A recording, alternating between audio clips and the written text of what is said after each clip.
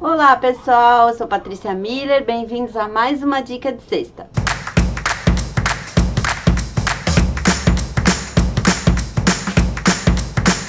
A dica de hoje é bem rapidinha, mas é muito importante. As pessoas perguntam muito toda vez que a gente vai costurar na aula, nos vídeos, para que lado que eu vou tombar, vou passar aberta a costura. Primeiro deixar claro que cada um tem uma forma de pensamento, uma forma de trabalho, não existe aí o certo, o errado, é como cada um pensa. E a gente tem uma linha, muitos professores que seguem a questão do tombamento para um lado.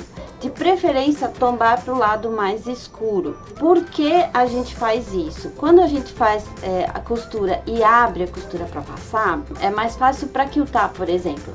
Porém, tem algumas coisas que fazem com que não seja interessante a gente passar a costura aberta. Eu vou costurar aqui um exemplo para a gente conversar.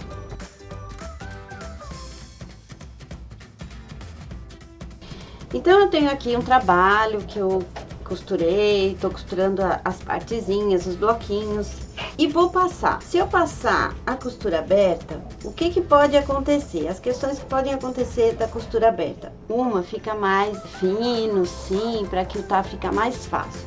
Porém, existem várias questões. Quando eu quero fazer o freio a gente já gravou dica de sexta, já fez algumas aulas com o freio pra gente encaixar, fazer encaixe em ponto de costura. Eu preciso do freio, e quando a costura tá aberta, a gente não consegue ter esse freio de uma forma tão fácil. Então, eu vou passando ele aberto, o que pode acontecer? Eu tive um exemplo agora, essa semana, de uma pessoa que trouxe uma colcha antiga pra gente reformar, arrumar, porque as costuras estavam se abrindo. Então, o trabalho fica mais frágil, porque a linha sempre ela deteriora, apodrece antes do tecido, a linha da costura. Então começou a abrir alguns buraquinhos aqui.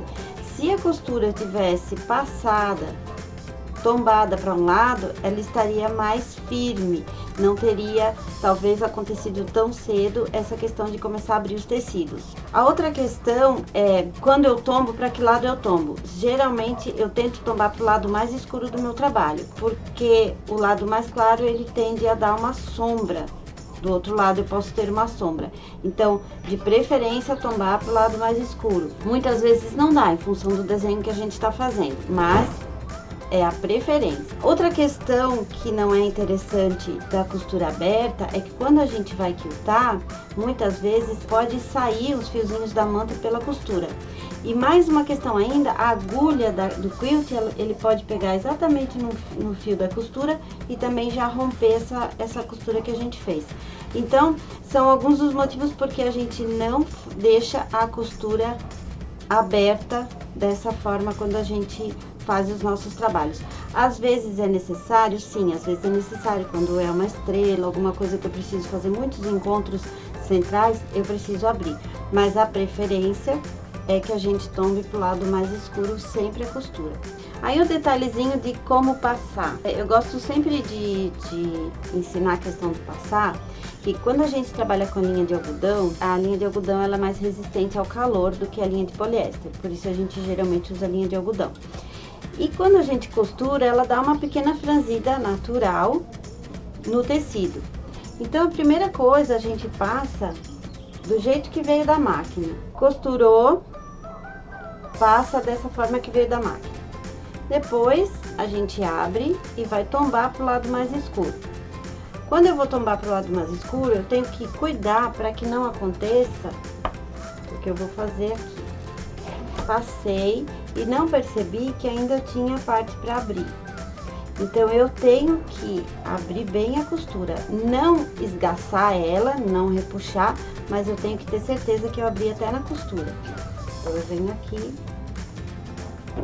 e passo ela, tanto faz de um lado ou do outro, mas tendo a certeza de que eu passei bem esticadinho aqui para eu ter a medida que eu cortei, eu ter ela para continuar o meu trabalho.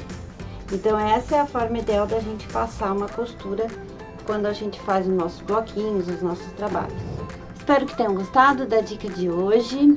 Curtam as nossas redes sociais, inscreva-se aqui no nosso canal e clica no sininho, porque assim a gente pode mandar o aviso, as mensagens de que a próxima dica de sexta já está no ar. Um beijo e até semana que vem.